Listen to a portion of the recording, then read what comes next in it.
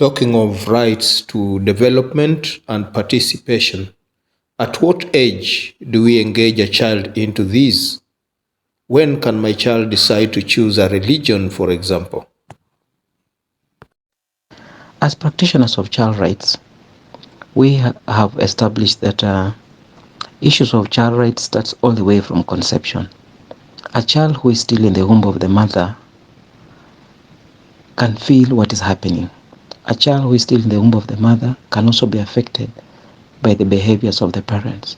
For example, if a parent is a drunkard, or if a mother is being abused, or if they are quarreling, the child is affected.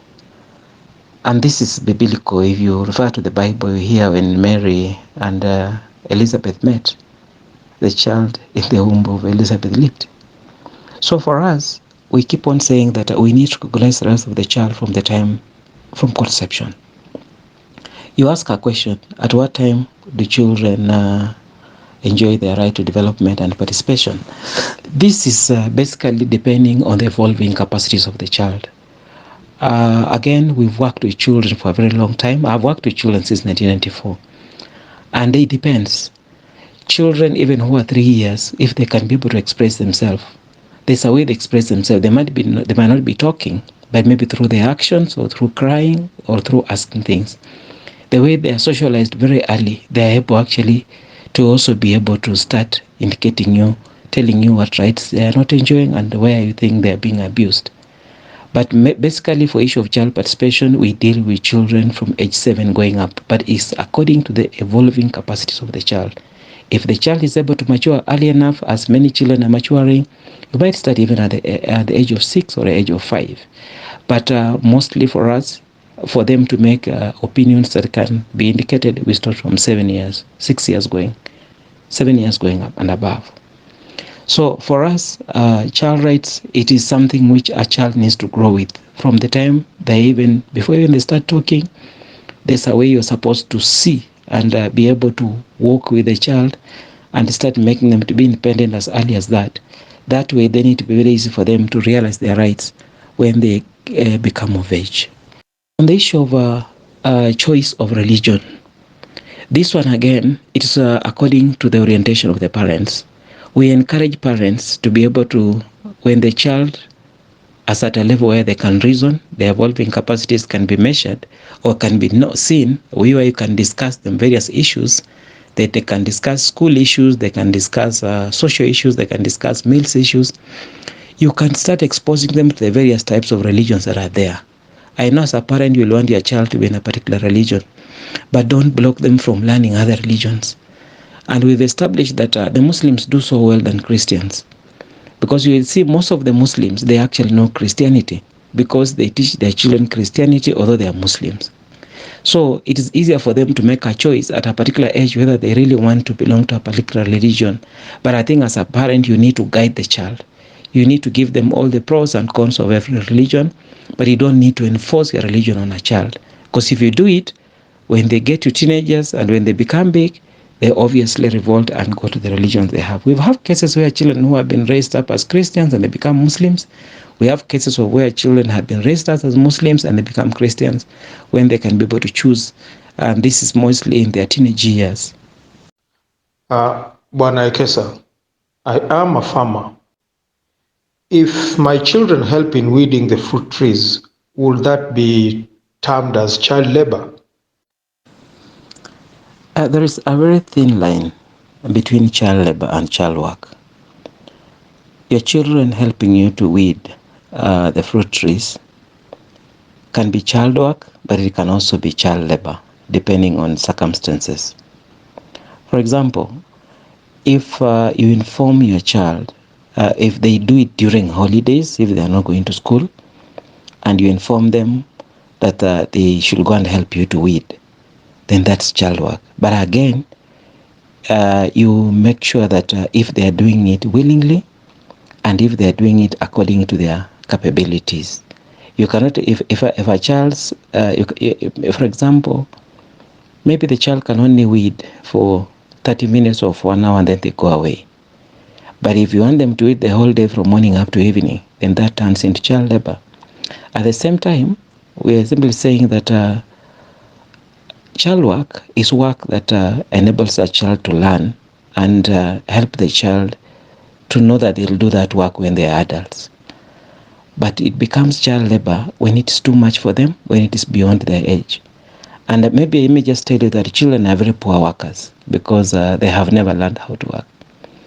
But again, if that work, other circumstances where child work can become child labor are the following. If your child is stopping to go to school to come and weed your fruit trees, then that's child labor.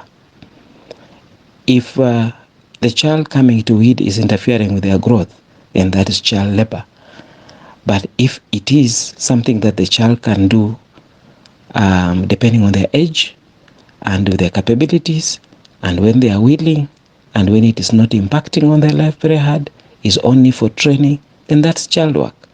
But again, as we speak about this, there are some forms, what we call worst forms of child labor, that will not allow children to do.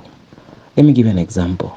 For example, if you are a sex worker, be it man or woman, I'm sure if you really want your child to also do the same work, that is the worst form of child labor. It's not allowed. And we have situations where some of the sex workers who work from their houses, their girls and their boys have been abused by their clients. They come home, they don't find the client, and they go on with the girl or the boy. I'm saying the boy because even the boys nowadays are even also being interfered with. If it is work that is so strenuous, like working in mines, there's a whole list of what we call hazardous jobs or hazardous work for children that cannot be allowed for children to do. And that list is with the Ministry of Labor, and we try to use it.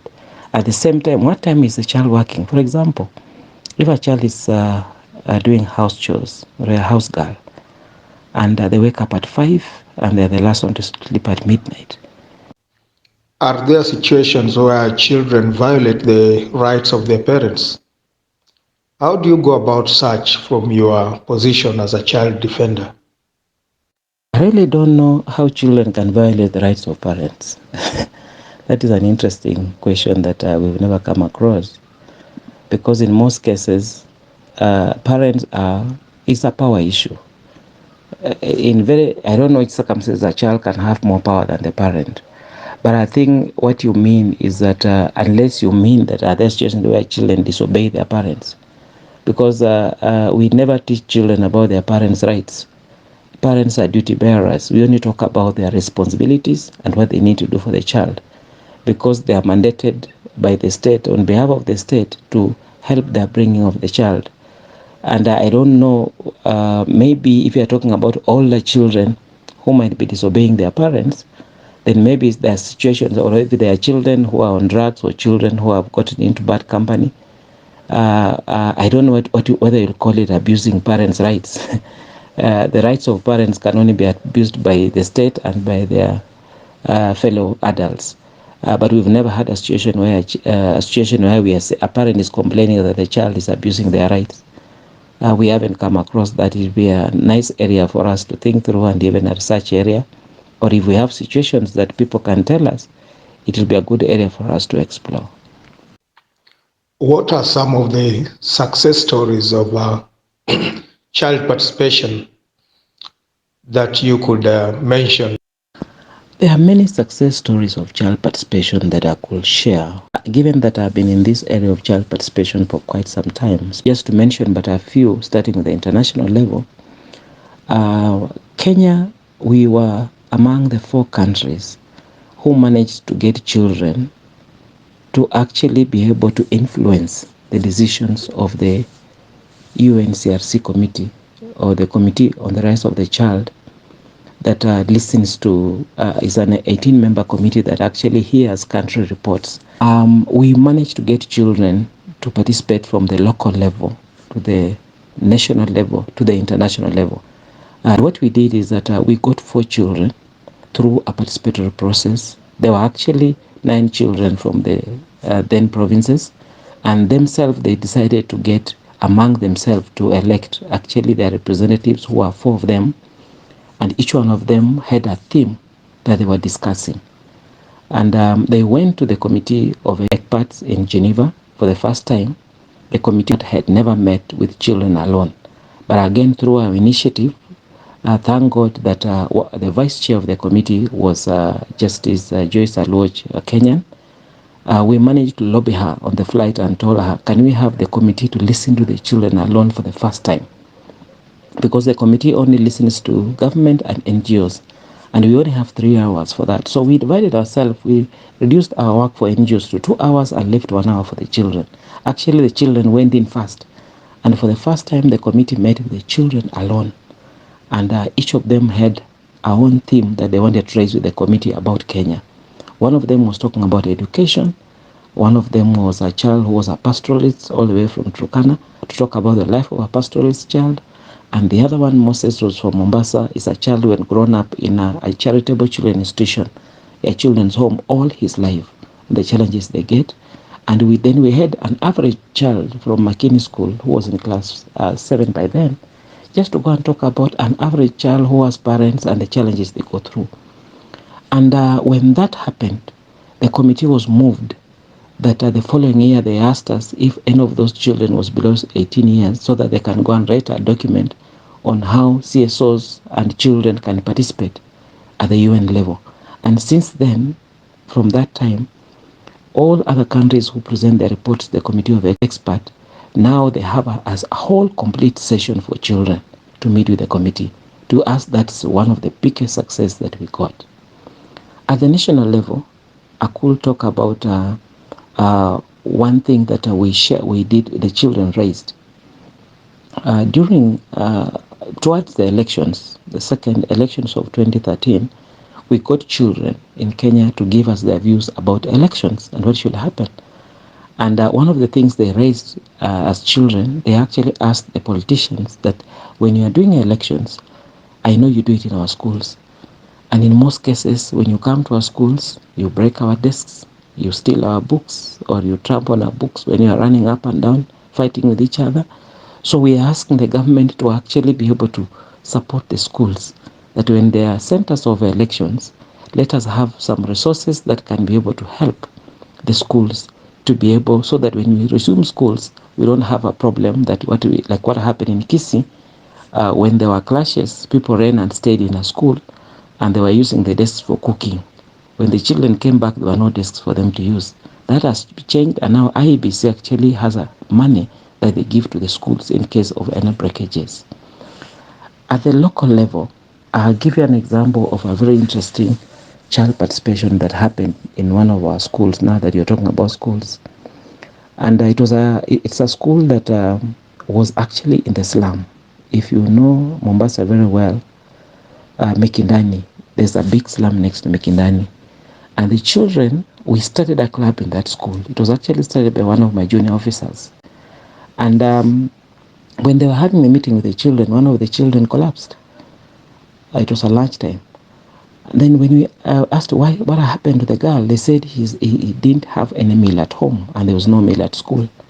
So the club actually decided to tell the school, can we start a feeding program for the school so that these children can at least have some food to eat. And they wrote a letter to the head teacher who shared with the then municipality, and they introduced a feeding program in that school so that's the only meal the children were eating.